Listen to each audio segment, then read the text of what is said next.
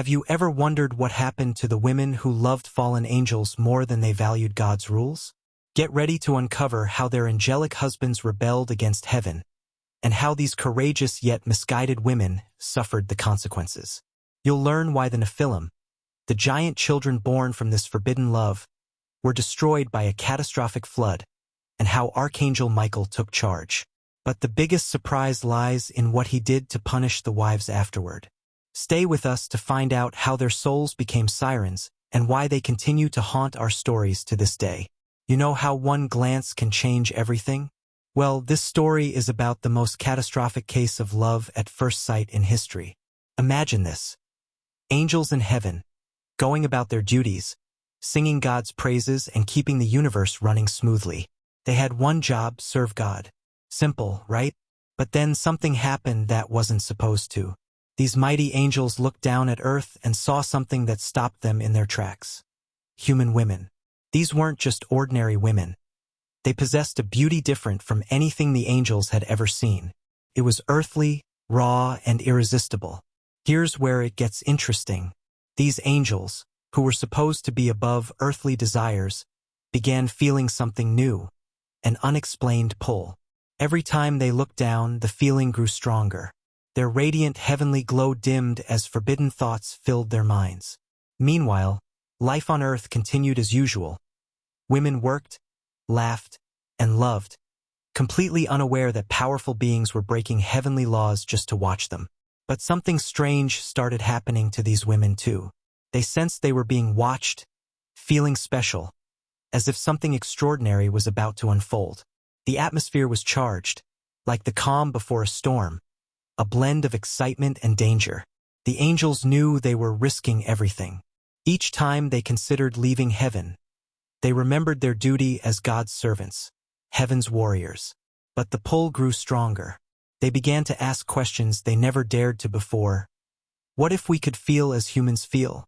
What if we could love as they do? Their hearts, once meant to love only God, were now filled with uncontrollable desires. More angels joined in the temptation, watching the earth below, their resolve weakening each day. They faced a terrible choice: stay true to their purpose or give in to these new feelings. Heaven and earth were never meant to mingle this way, but these angels, who had once witnessed the birth of stars, were now ready to forsake it all for the chance at human love. No one knew that their choice would ignite a chain of events that would shake both realms to their core. These angels were about to learn the hard way that some rules are never meant to be broken, no matter how tempting the reason. When the angels descended to earth, it was magical, but not in a good way. Imagine the most beautiful person you've ever seen, then multiply that by 1,000. That's how these fallen angels appeared. They didn't just walk. They glided. They didn't speak. Their words sang like music. Light seemed to dance around them, making everything else look dull in comparison. When they arrived in towns and villages, everyone stopped and stared. How could they not? It was like looking at the sun, blinding yet impossible to turn away from. The women who saw them felt something they had never experienced before.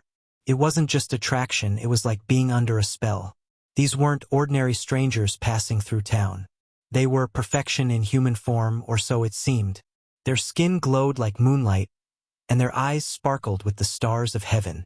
But if you looked closely, something was off.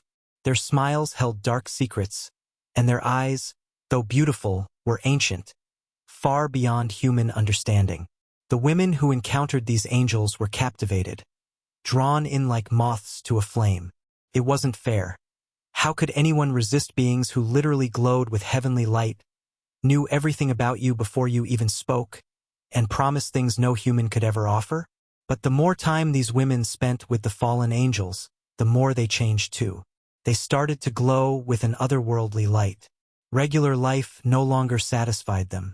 Ordinary men seemed plain and uninteresting compared to these celestial beings. The fallen angels knew exactly what they were doing. They chose the most beautiful women, those who had caught their eye from heaven, and used their powers to appear as everything these women had ever dreamed of. It was like a fairy tale romance with a sinister twist. But with each union, ripples spread through heaven and earth. These were no ordinary marriages. and the children born from them, the Nephilim, would bring even darker consequences.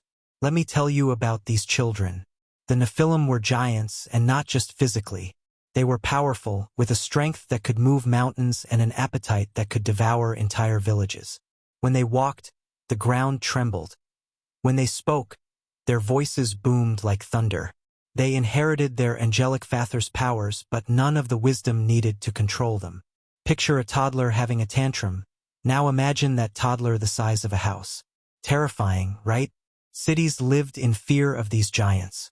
They took what they wanted, destroyed whatever stood in their way, and left nothing but chaos in their wake. Some were as tall as trees, others even taller. They weren't just massive, they were intelligent, which made them even more dangerous. Up in heaven, God watched, and what followed would change the world forever. His perfect world was unraveling as it was turned upside down by the hybrid creatures, beings who were never meant to exist. Day by day, his anger grew as he witnessed the giants terrorizing the creation he loved so dearly. Humanity, who once thrived, now lived in constant fear, hiding in their homes and praying for deliverance. That's when heaven's greatest warriors, the archangels, realized they had to intervene. But even for them, this was no easy task. Battling the Nephilim was like fighting a force of nature, nearly impossible to stop, and there were so many of them. The archangels assembled their armies, preparing for what would be the largest battle they had ever faced. Michael, Gabriel, and the others meticulously planned their strategy. They couldn't charge in recklessly.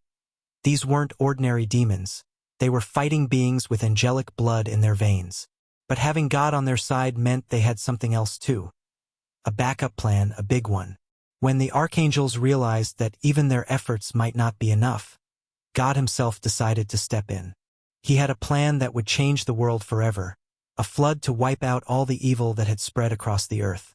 The battle that followed was unlike anything the world had ever witnessed. Heaven's armies clashed with the powerful Nephilim as the greatest flood in history loomed on the horizon. Lightning split the skies, thunder shook the mountains, and rain began to fall. For the first time, the Nephilim felt something foreign to them. Fear. It became clear to angels, humans, and Nephilim alike that some boundaries should never have been crossed. But before we continue, have you subscribed to the channel yet? If not, now is the perfect time. We release incredible Bible content every week, which will deepen your understanding of biblical events. So go ahead and hit that subscribe button right now. Now, have you ever seen storm clouds so dark they turn day into night? Multiply that by 1,000,000, and that's how it all began, the day God decided enough was enough. The sky didn't just darken. It turned as black as ink. The air grew so thick it became hard to breathe. At first, people didn't think much of the rain, it was normal after all. But this time, something was different.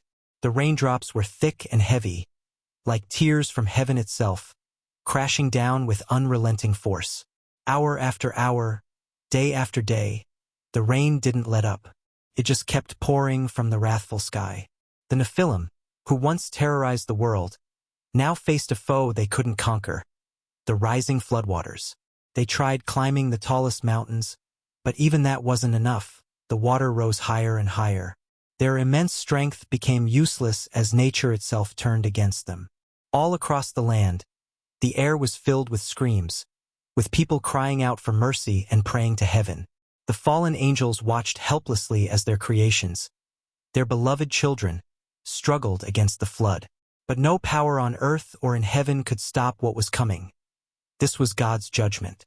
Amidst all this chaos, one boat floated safely. Noah's Arkansas. Imagine being inside that ark, hearing the raging storm outside and feeling the waves toss you around like a leaf in the wind. Inside were the only remaining humans and animals that would survive this divine cleansing. They could hear the desperate cries of those outside, but they couldn't help. It was God's plan, and they had to trust in it. The water rose higher and higher, first submerging fields, then forests, then hills, until even the tallest mountains vanished beneath the waves. The Nephilim, those mighty giants once thought invincible, were no match for the floodwaters.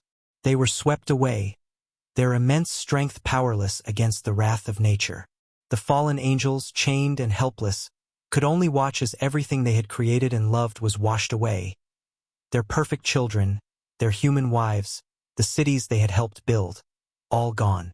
For 40 days and 40 nights, rain fell from the sky. When it finally stopped, the world had been transformed into a vast ocean. No mountains, no valleys, no cities. Just endless water as far as the eye could see. The only sign of life was Noah's Ark, floating alone on the great expanse of water. When the waters began to recede, they revealed a completely changed world. Everything the Nephilim had built was gone, as if the earth had been reset. But for some, particularly the wives of the fallen angels, an even worse fate was yet to come. You might think the flood marked the end of their punishment, but for some, it was only the beginning.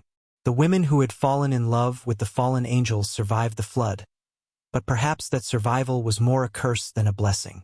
Imagine loving someone with all your heart, only to watch them dragged away in chains. That's what happened to these women.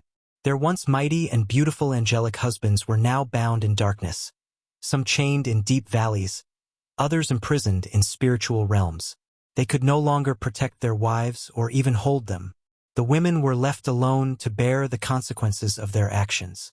Some fell into despair, consumed by guilt over the role they had played in the destruction of the world. They cried out to God, begging for forgiveness, their tears endless. But not all of them sought redemption. One such woman, Naamah, was proud and defiant. Even after everything, she refused to repent. She had been intoxicated by her beauty and power, using both to lead others astray. Now, her pride would be her downfall. God's punishment for these women was both creative and severe. They were transformed into sirens, beautiful but deadly creatures, cursed to lure sailors to their doom. Just as they had once been seduced by the fallen angels, they would now draw others into destruction. The psychological torment was unbearable for many of them. Some descended into madness, crushed by the weight of their guilt. Others became hollow versions of themselves, haunted by the knowledge of what they had caused. Meanwhile, their fallen angelic husbands, trapped in their prisons, could feel everything their wives were going through. Their anguish, their despair, their insanity, but they were powerless to intervene. It was the ultimate punishment, knowing the pain of their loved ones but being unable to help. The angels who had remained loyal to God were given a new role, to watch over the rebuilt world, ensuring that nothing like this catastrophe would ever happen again. They observed the sirens, their former sisters-in-law, singing their deadly songs. They watched humanity rise from the ashes, trying to forget the horrors of the flood. Though the world had been cleansed, the scars of what had transpired remained. But there's one story that stands out above all. A conflict between two of the most powerful beings in existence, Michael and Lucifer, and the astonishing reason they fought.